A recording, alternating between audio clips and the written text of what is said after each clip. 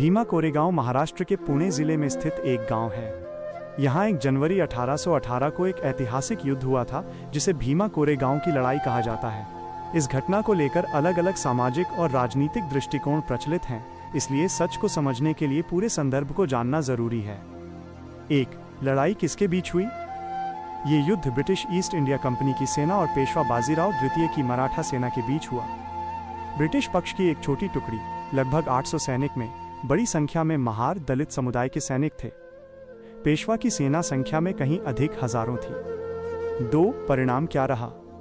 युद्ध के बाद पेशवा की सेना पीछे हटी। इसे ब्रिटिश पक्ष की रणनीतिक जीत माना जाता है।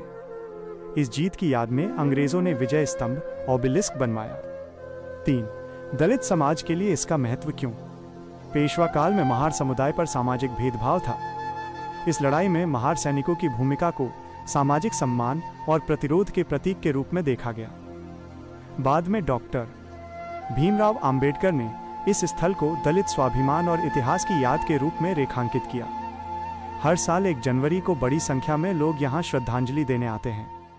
4. विवाद और अलग अलग दृष्टिकोण। कुछ लोग इसे ब्रिटिश साम्राज्यवाद की जीत मानते हैं, न कि भारतीय स्वाधीनता का प्रतीक। कुछ मराठा समूह इसे पेशवाओं के अपमान से जोड़कर देखते हैं। 2018 200वीं वर्षगांठ के आसपास यहाँ हिंसा और राजनीतिक विवाद भी हुए, जिसने मुद्दे को और संवेदनशील बना दिया। 5. सच को कैसे समझें? ऐतिहासिक रूप से ये ब्रिटिश बनाम पेशवा की लड़ाई थी। सामाजिक रूप से ये दलित समुदाय के लिए सम्मान और प्रतिरोध का प्रतीक बनी। राजनीतिक रूप से अलग अलग समूह इसे अपने अपने नजरिए से देखते हैं। निष्कर्ष: भीमा कोरेगांव न तो केवल ब्रिटिश विजय का प्रतीक है और न ही सिर्फ एक समुदाय का यह इतिहास, सामाजिक संघर्ष और आधुनिक राजनीति के संगम का स्थल है।